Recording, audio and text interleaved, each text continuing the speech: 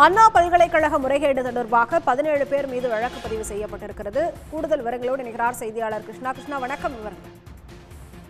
நிச்சயமாக அண்ணா பல்கலைக்கழகத்தில் பொறியியல் கல்லூரிகளுக்கு அங்கீகாரம் வழங்கும் மையத்தைச் சேர்ந்த நிர்வாகிகள் மீது, அதாவது முன்னாள் நிர்வாகிகள், தற்போதைய நிர்வாகிகள் உள்ளிட்டோர் மீதும் மொத்தமாக 17 பேர் மீது லஞ்ச ஒழிப்புத்துறை அதிரடியாக வழக்கு பதிவு செய்துள்ளது.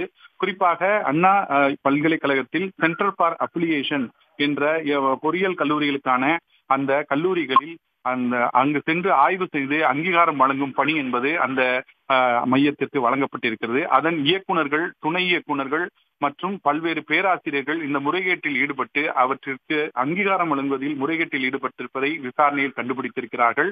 அந்த அடிப்படையில் தமிழ்நாட்டில் இருக்கும் 480 பொறியியல் கல்லூரிகளில் 224 பொறியியல் கல்லூரிகள் இதுபோன்று முறைகேட்டில் ஈடுபட்டிருப்பது லஞ்ச ஒழிப்புத்துறை விசாரணையில் கண்டுபிடிக்கப்பட்டிருக்கிறது.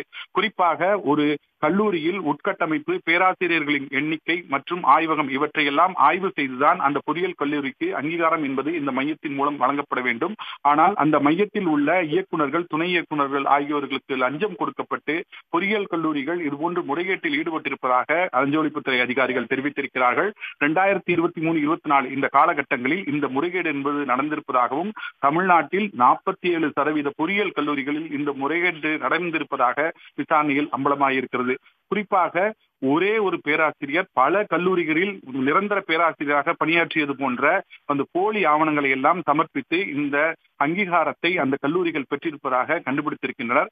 அந்த அடிப்படையில் தான் இந்த முன்னாள் இயக்குநர்கள் மற்றும் இந்நாள் இயக்குனர், முன்னாள் பதிவாளர்கள், பல பேராசிரியர்கள் உட்பட 17 பேர், கல்லூரி நிர்வாகிகள் உட்பட 17 பேர் மீது லஞ்ச ஒழிப்புத்துறை தற்போது இந்த வழக்கு பதிவு செய்து விசாரணையை தீவிரப்படுத்தியிருக்கிறது.